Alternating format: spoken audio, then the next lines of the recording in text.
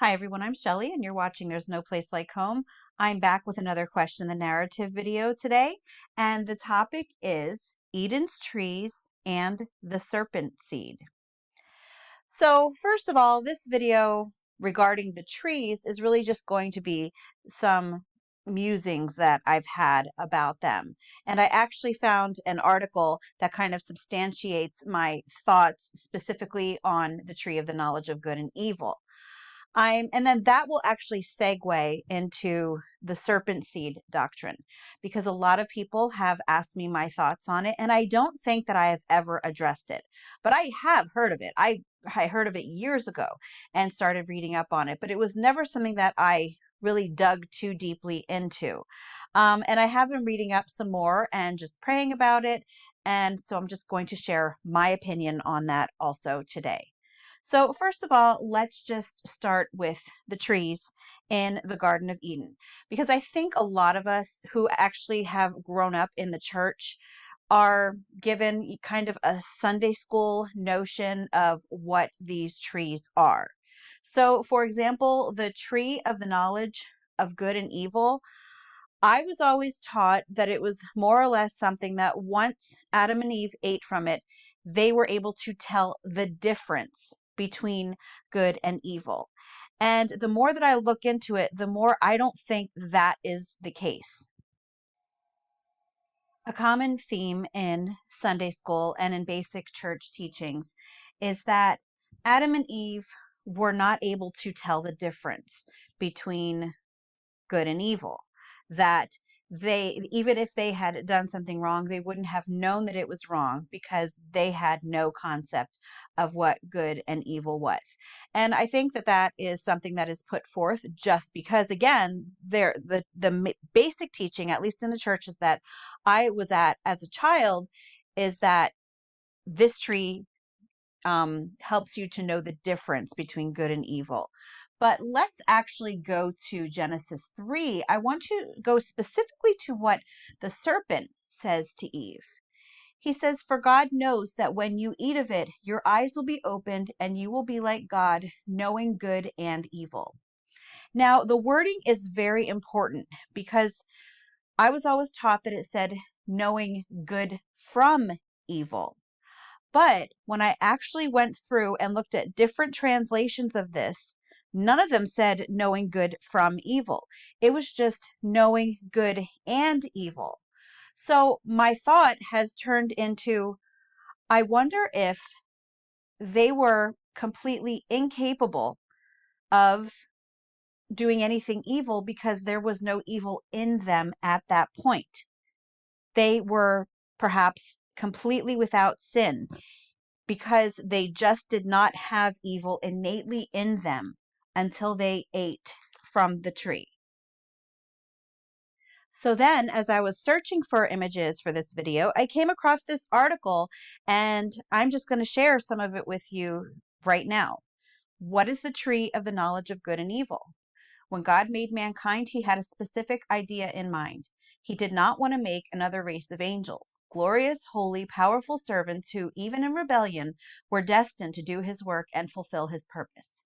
He did not want animals, creatures that would bring him pleasure and display his glory and creativity, perhaps even respond to his goodness, but could not begin to fathom him. He wanted children, beings both made out of the raw materials of his creation and indwelt with his own breath.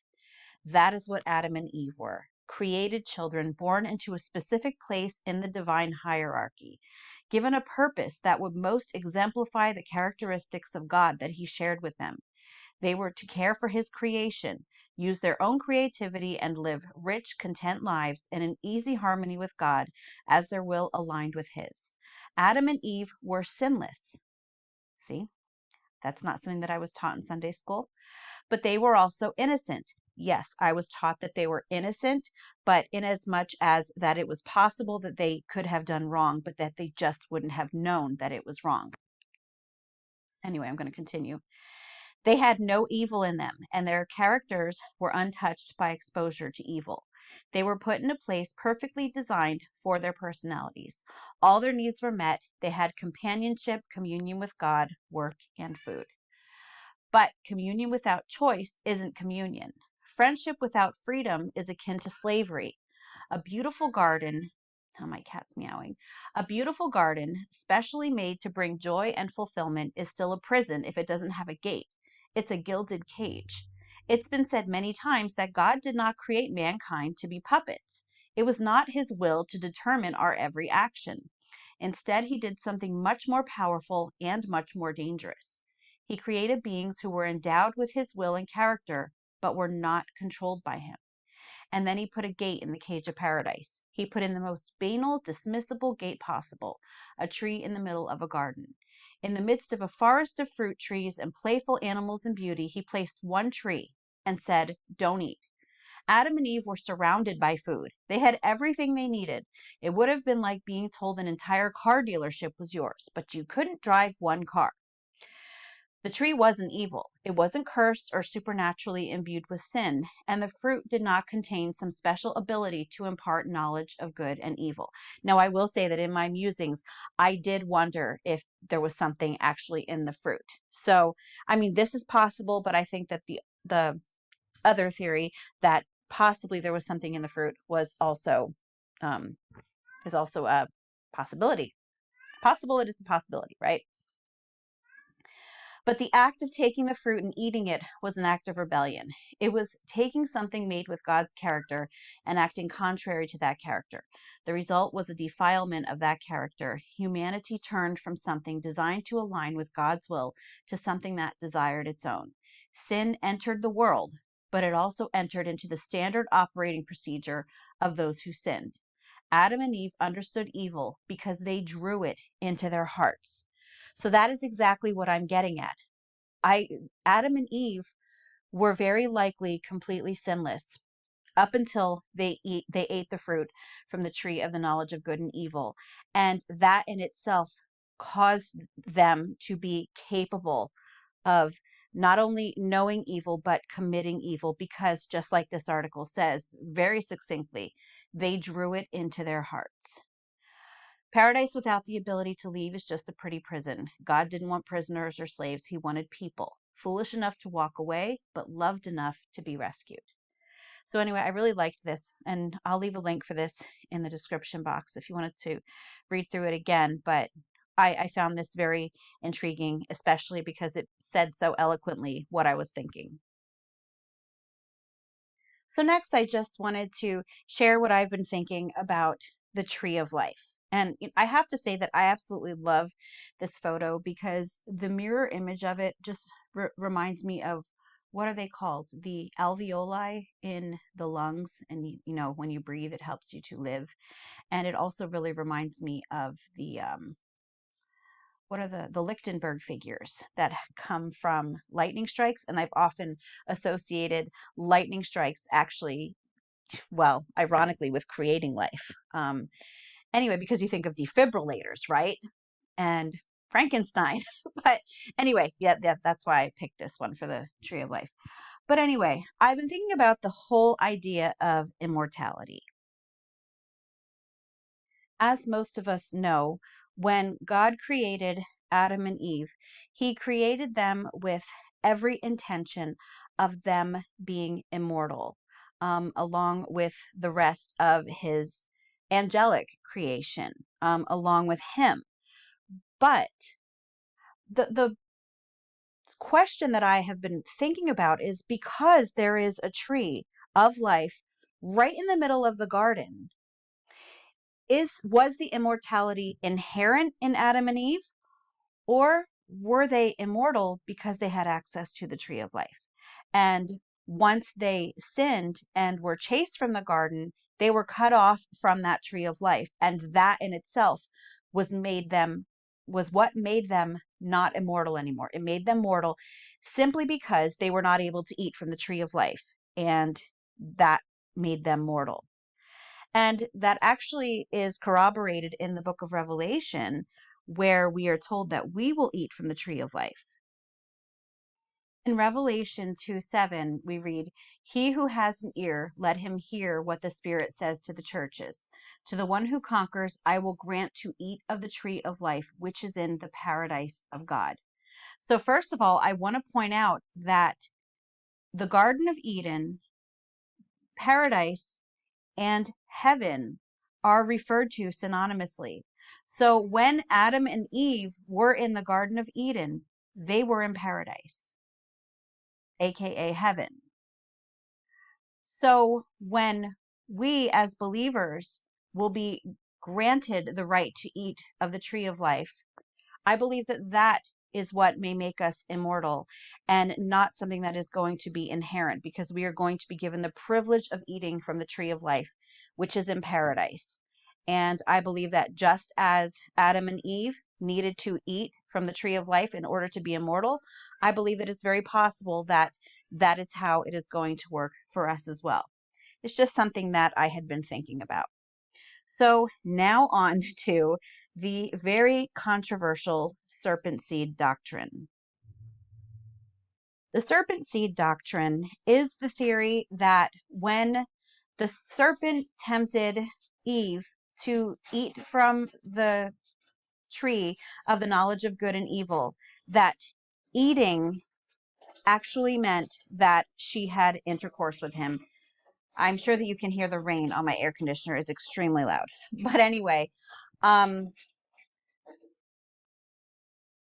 so instead of Eve just eating fruit from the tree and then her eyes being opened to good and evil, the theory states that the eating was a symbolic way of saying to have intercourse.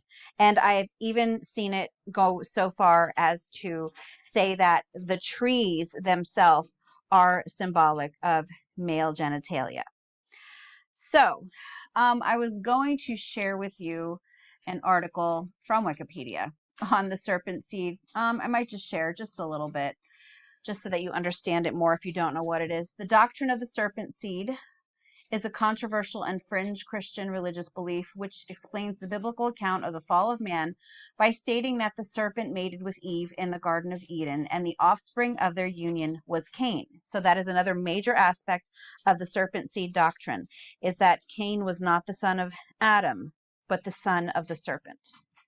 This event resulted in the creation of two races of people, the wicked descendants of the serpent, who were destined for damnation, and the righteous descendants of Adam, who were destined to have eternal life.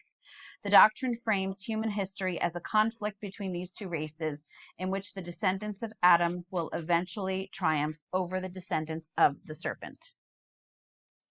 Now, I have to say that when I first heard of this theory, I was pretty disconcerted, pretty disturbed, but in the same way, I was kind of intrigued. And I looked into it a bit and kind of got sidetracked by other things, but more and more people have been asking me to share my opinion on it. So I just began looking into it a bit again, and this is what I've come up with. For me, at this point in time, I am not a proponent of the serpent seed theory, and here is why. First of all, if the trees are symbolic of male genitalia, why would God place them in the center of the garden? Like, that's just my question. Why would he put those in the center of the garden? It's that easy, right? And so we just read that verse from Revelation 2 about how we are going to be eating from the tree of life. If the term eating is symbolic of having intercourse, does it mean that those who are going to be eating from the tree of life are going to be having intercourse? I really don't think that's what God had in mind.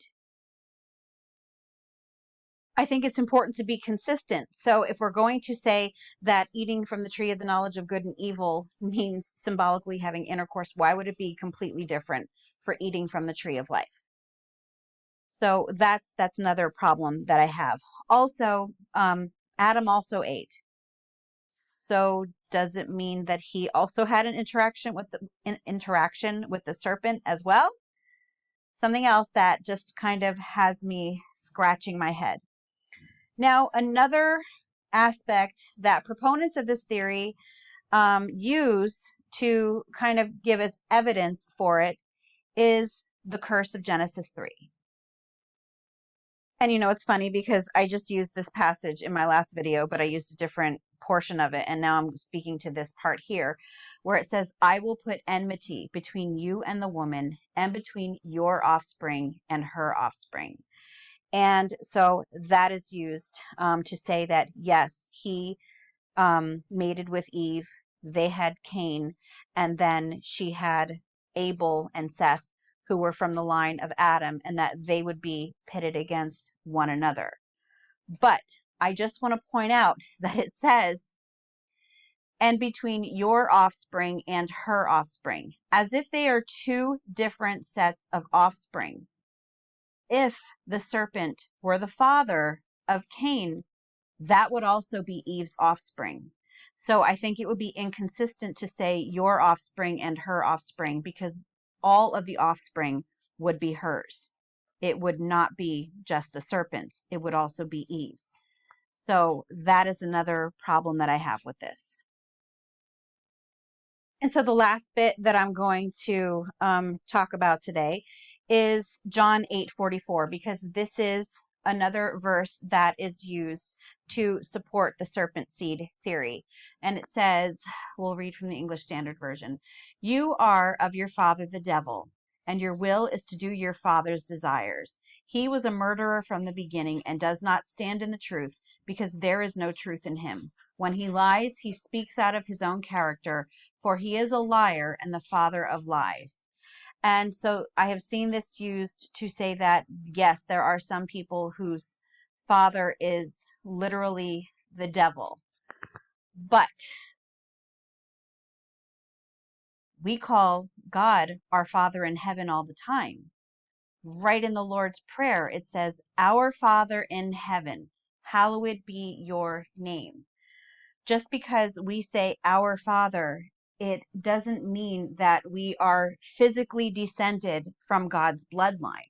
It means that we follow him and we worship him as our Father. It has absolutely nothing to do with physicality.